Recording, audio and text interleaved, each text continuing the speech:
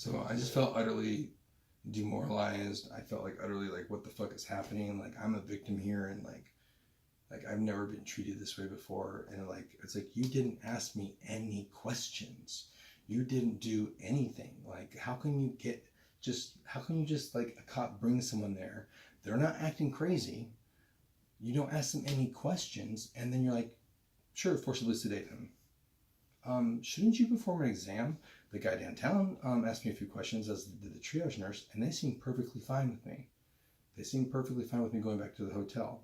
And I think the cops lied in this, because I don't know if the documentation supports this, but in my documentation, I haven't found the documentation from that psych ER, because I think they switched systems, but I requested medical documentation. Maybe I didn't request it far back enough, but I've got another visit from there and Seton, because it's the Brackenridge psych ER that's now part of Seton, or Del Seton. But I got all the records from all the hotels, but that's one record that I don't have, is that psych ER for that visit. But I'm pretty sure he was fine with me going back to the hotel, and that the cop was angry with him for not letting me be admitted there against my will. The Seton South, it acts like there was an exam. Like, it reads as if there was an exam performed, like as if, and I'm like, there was no exam at all. He walked in, said, "How was everybody doing?" I made a comment on his badge or something, like very short. He walked back out. I was sedated against my will, strapped down. I think that's outrageous that can happen. I know these people can have made an unbelievable experience, and it's like happen, that I've reacted to in a way that some people may think is crazy. I think I handled myself pretty well with the cops. I think I handled myself very well with the medical staff. I am utterly floored at Seton, or not Seton, at St. David's South. I am floored with them that they did that. But I woke up the next day. I wanted a cigarette. They gave me a sandwich. They wouldn't let me have a cigarette until I saw the caseworker, because I couldn't leave. And I was like, "I'll come back." I was like, "I just want a cigarette." They gave me my clothes. I had a dead phone, and their charger wouldn't work on it. They gave me a bus pass, I think. I had $40 in cash, and that I should have used. I should have found a different charger for that phone, and my ID. So the cop grabbed my ID. He did not grab my debit card. To this day, no one has ever seen that debit card. When my sister went back in that hotel room, she didn't find it among my things. So the cops or the staff ditched my debit card just to fuck with me. They didn't use it. That was very important, because the next day I technically was not allowed to go back to the hotel. I probably could have without any problems, but that stink-eyed clerk came to me when I was in the cop car at one point, and the cop told him to verbally tell me that I was not allowed back on premises, even though all my stuff was there. My dog was taken to the pound, and as was my cat. And I was like, or was my cat at Tom's? I think my cat was still at Tom's. And I'm like, how am I supposed to get my stuff? And I don't have a debit card, and it's the day after Thanksgiving. I walked, because I almost went back to the hotel. I was starting to walk back to the hotel, and I got like within a block of it. I walked from Seton South, which is like at Ben Wyatt or South First roughly, and 71 to IH-35 and 71. I almost went back to the hotel there, and then I turned around, and then some guy in a truck, I don't think it was Jason, but it was some guy in a truck, and he went like that as I was walking the other way. I'm like, what? Oh, when they acted like they acted like they were throwing me off the roof of the Candlewood in a chair or something, because I recently seen a video of how they treat gay people in like a Middle East country, where they strap them to the chair and throw them off a fucking roof. I'd seen that recently, and they made me think they were going to do something like that to me, which was, pretty terrifying to think about. So then I walked from 35 and 71 to 51st Street and IH-35 to Manor and 51st Street. I went to Isaac's apartment. I kept going back to Isaac's apartment, and he wasn't there. I didn't realize he was on vacation. I gave up on that. I went back to my old neighborhood at 183 and 51st. I finally saw my neighbor, and that's when that Facebook shit happened, because they kept making me think they were trying to blow up my phone.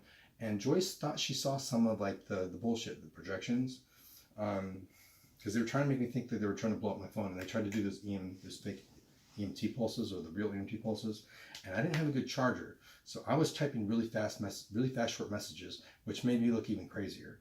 and I was doing this and this and this, and I was reporting license plates just in case they happened to be involved with it.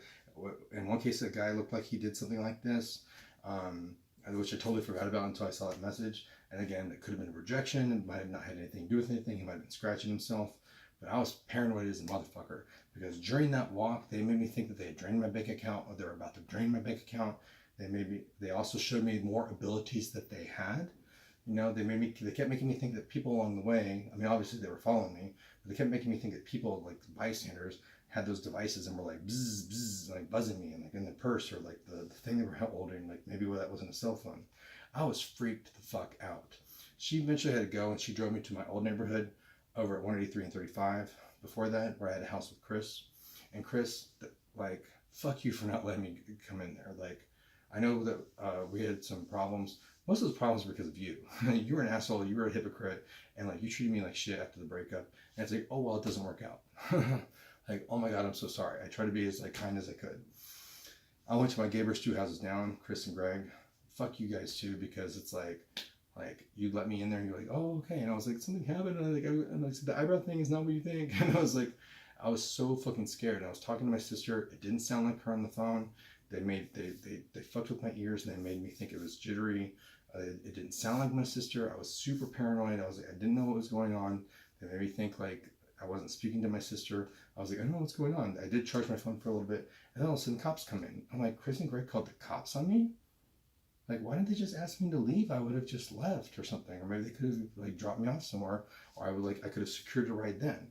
So I accidentally stole their charger. I didn't mean to. It was a lifesaver though. And then I walked back. I walked from IH-35 and 183, and I was talking to my dad at the time, and I was trying to tell my dad, hey, you used to work with a guy with a funny name. Or like, do you remember that name? He used to work with a guy named Gay Seaman. I swear to fucking God, I've shook his hand, but for some reason he couldn't think of it. That made me think I wasn't talking to my dad. It didn't sound like him because they were fucking with the sound in my ear. And it kept cutting on and off. It sounded like it was sound clips.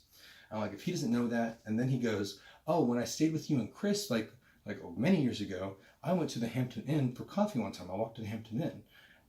He's telling me that as I'm looking up at the Hampton Inn sign near IH-35 and 183 when I'm at that intersection at that same exact time. So I hung up on him. I was like, there is no way this is my dad. So I hung up on him, and I walked from IH-35 and 183 to MLK and 183 to Guadalupe and MLK to Guadalupe and 51st Street, which I walked past Austin State Hospital.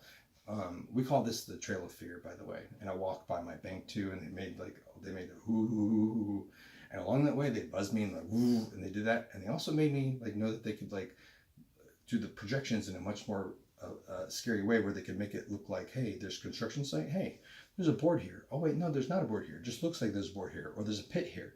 So like when it got dark, when I got to 51st and IH-35 and then kept crossing it, I was scared that I was going to walk off into and like break my neck or something like that, or fall to my death, because there was a little bit of construction there, but not much. Then I walked to my old neighborhood. I tried to go back to Joyce's house, but I don't think she was there, or she was awake or something like that. I walked to 183 and 35, or 183 and 51st Street, a little bit past my neighborhood. I walked back because I'm like, where the fuck am I going? I then walked back and I saw a big money bag projected in like one of the houses or on one of the trees near my old neighborhood. I'm like, oh great. So then I walk back to the gas station at Manor Street and 51st Street. I finally realized eventually after the gas station closes and I'm charging my phone with that accidentally stolen charger that, oh, my low battery like saver mode, like I can turn that off now, and hey, I've got Lyft and that's got my debit card programmed into it, and I can get back to Tom's house. And that's when I went back to Tom's house, and they're like, what the fuck have you been? And everyone was freaking out on Facebook, and that's the whole story of that. But that was like one of the scariest moments of my fucking life.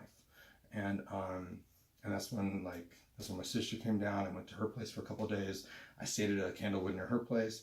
They zapped me there like a motherfucker. My room key didn't, one time it took like 10 or 11 times for the guy to get my room key to work. And I'm like, you don't think there's a connection between that and the whole like electrical thing that I'm feeling? He's like, no. Like I literally couldn't stay in my room there, just like at the other Candlewood. So I literally stayed like in the lobby, or I walked around and smoked. I literally like could not enjoy my fucking room. So then I went back to Austin because I was like, my dog's there, my bank account's there, I can't like fucking, so I took a bus back there, in which we had a very humorous bus ride there where I was like documenting this stuff in humorous ways.